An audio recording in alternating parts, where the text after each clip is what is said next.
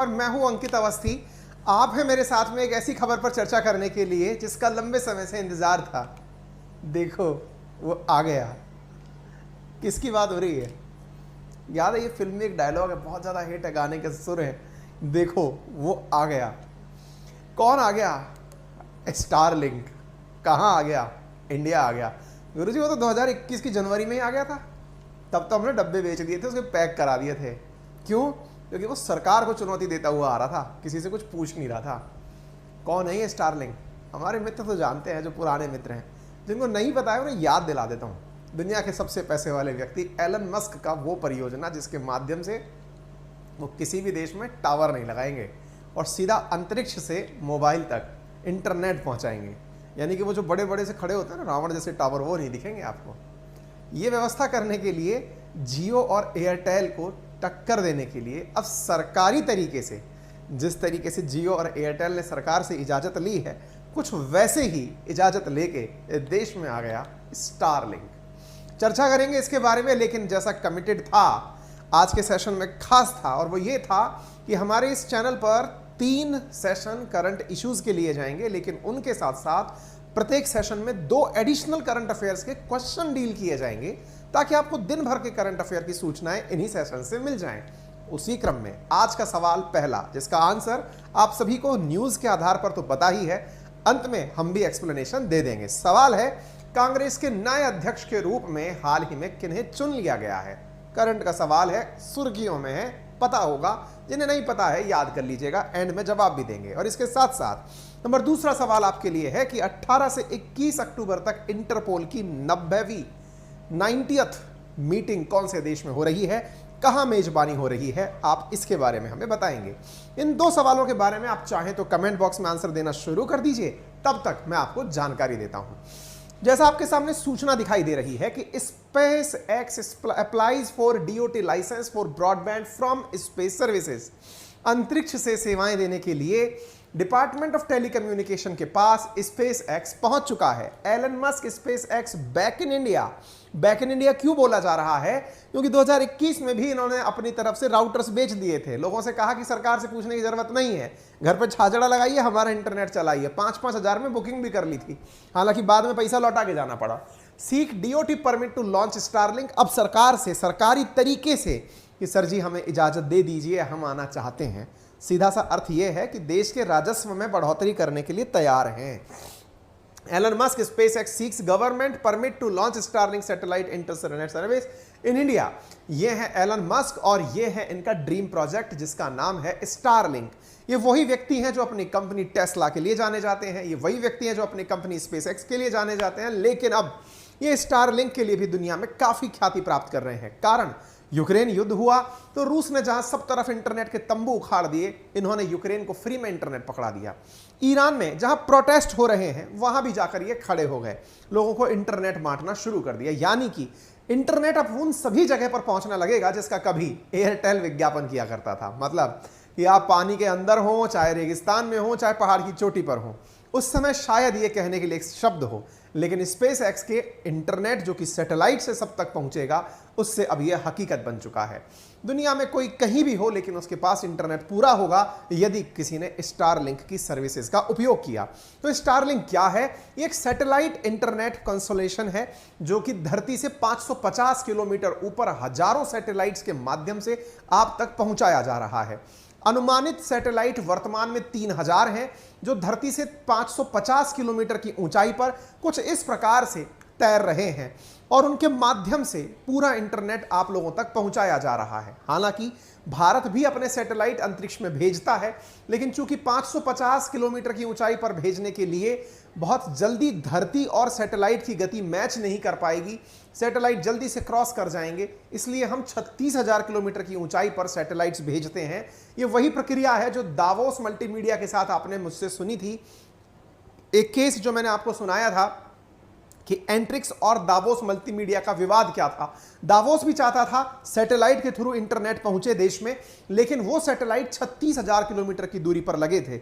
इस वजह से कम सैटेलाइट्स की वजह से काफी अच्छा इंटरनेट मिल जाता, लेकिन थोड़ा लैग रहता। 2005 में तो शायद यही सपना अच्छा था, लेकिन स्टारलिंक बहुत नजदीक की दूरी पर 550 किलोमीटर की ऊंचाई पर, ताकि समय से आपके पास इंटरनेट पहुंच सके, लेटेंसी 20 मिलीसेकंड से कम रह जाए। ऐसी स्थिति में इनका यह मॉडल निकल कर आया है। डिपार्टमेंट ऑफ टेलीकम्युनिकेशन के पास यह global mobile personal communication by satellite service licence के लिए, यानी कि इस लाइसेंस को कौन सी कैटेगरी में डाला गया है, इसमें स्पेक्ट्रम की नीलामी हो नहीं रही क्योंकि विजिबल रेंज के माध्यम से चीजें निकलने वाली हैं। तो ऐसी कौन सी सर्विस दे रहे हैं ये?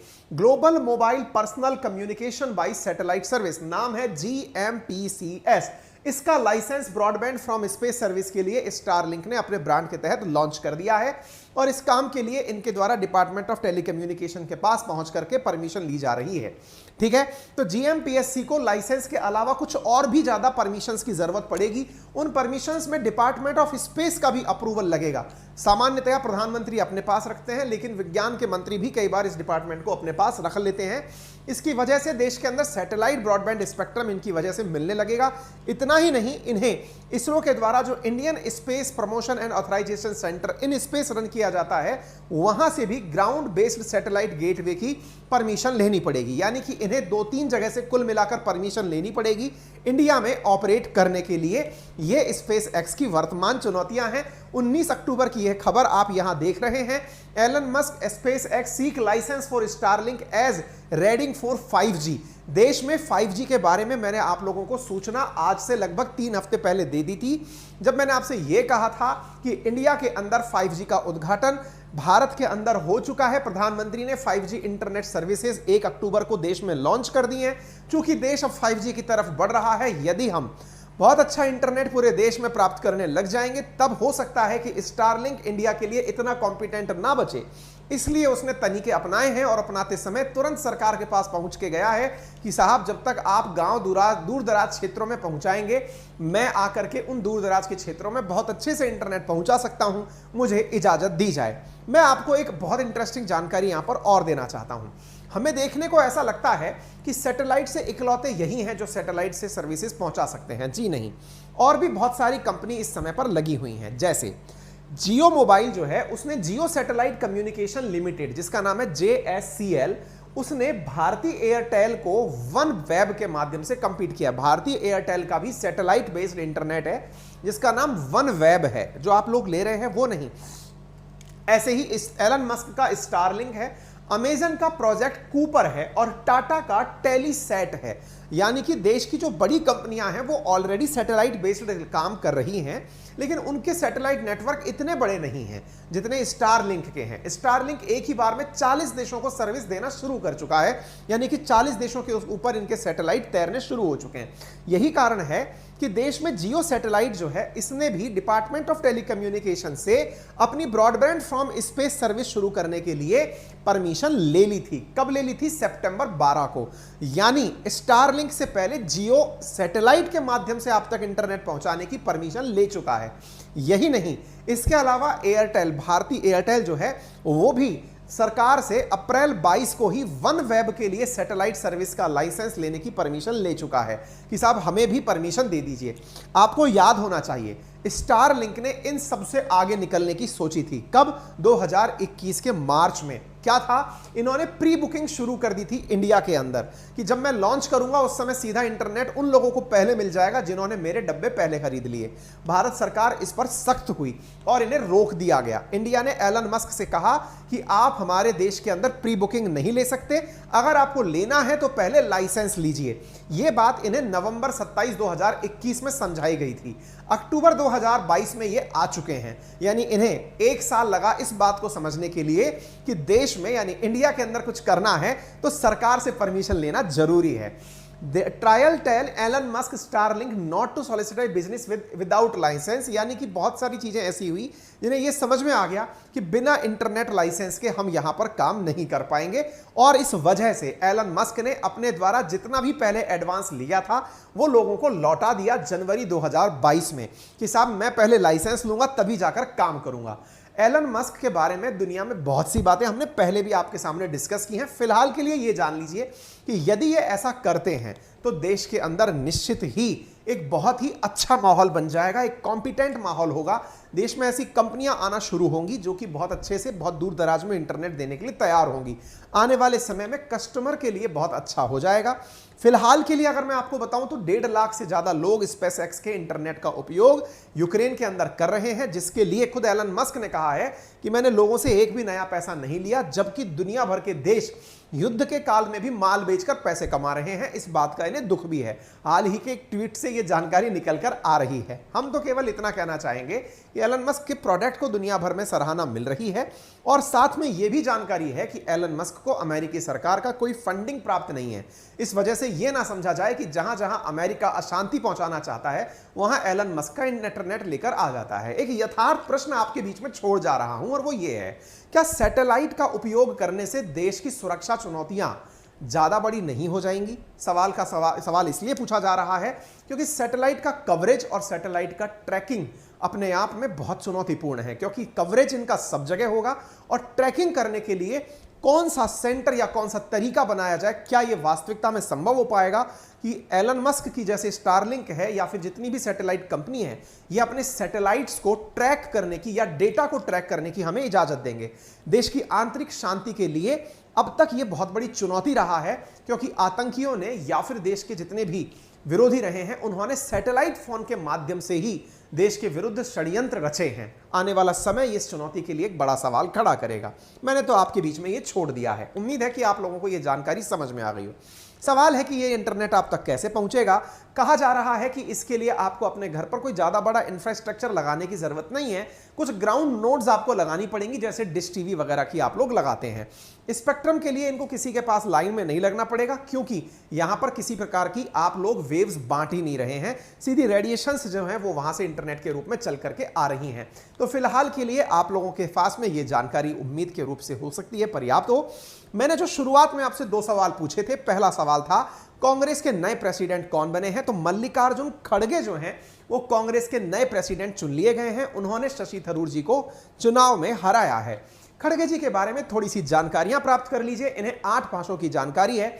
गुलबर्गा के पहले दलित बैरिस्टर ये रह चुके हैं। स्कूल के अंदर head boy, kabaddi player, hockey player, union leader और लीगल एडवाइजर के रूप में ये कार्य कर चुके हैं। 2014 में इन्होंने रेल मंत्रालय की भी जिम्मेदारी निभाई है। 2014 में ये बीजेपी जब सत्ता में आई तब नेता प्रतिपक्ष थे लोकसभा में। जब गुलाम नबी आजाद जी राज्यसभा से चले गए तब वहां पर भी ये नेता प्रतिपक्ष बने हुए हैं। तो ये तो हुई जानकारी आपके सामने इनके मल्लिकार्जुन खड़गे जी के बारे में। नंबर दूसरा सवाल आपसे पूछा गया था कि इंटरपोल की बैठक कहां हो रही है, तो 90th इंटरपोल की बैठक दिल्ली के अंदर हो रही है, और ये यहां पर इसका मुख्यालय लियोन फ्रांस में है। इंटरपोल अंतरराष्ट्रीय पुलिसिंग को कहा जाता है, और नई दिल्ली के अंदर इनकी समिट चल रही है जो कि 90th जनरल असेंबली है। तो उम्मीद है कि आपको आज के इस सेशन में 3 करंट की महत्वपूर्ण जानकारियां पता चल गई हैं। फिलहाल के लिए इतना ही। जानकारी पसंद आई हो तो अपने सभी साथियों से जरूर साझा करें। चैनल पर नए हैं तो सब्सक्राइब करें, वीडियो को लाइक करना बिल्कुल ना भूलें। मेरा रेफरल कोड है अंकित10, जिसका यूज करके आप पा सकते हैं एक इंटरेस्टिंग चीज, और वो क्या है पता है? आप में से बहुत सारे लोग ऐसे हैं जिन्हें अनअकैडमी के प्लस कोर्सेज के बारे में जानकारी नहीं है। उनके लिए लाया है अनअकैडमी एक बेहतरीन ऑफर, और वो क्या है? आप 7 दिन तक फ्री में अनअकैडमी के प्लस कोर्सेज को पढ़कर देख सकते हैं, एसएससी और रेलवे कैटेगरी के अंदर। इसके लिए आपको एक QR कोड दिया गया है, आप इसे स्कैन करें, अपने आप को रजिस्टर करें, और रजिस्टर करने के बाद में वो कोड स्वतः ही एक्टिवेट हो जाएगा, और 7 दिन के लिए आप फ्री में यहां से पढ़कर देख सकते हैं। अगर आपको कोर्सेज पसंद आते हैं तो आप कंटिन्यू करें, अदरवाइज उन्हें छोड़ दें। ये बेहतरीन ऑफर है। और इसके साथ साथ एक और चीज जो इस समय अनअकैडमी आपके लिए लेकर आया है एंड्रॉइड ऐप पर, वो है battle and know where you stand 1-on-1 question battle, यानी कि एक प्रकार की टेस्ट सीरीज जिसमें आप एक दूसरे से ज्यादा अच्छे सवाल करके अपने आप को विनर प्रूव करते हैं। उम्मीद है आप जरूर इसे ट्राई करेंगे। लिंक मैं आपको कमेंट बॉक्स में पिन करवा रहा हूं।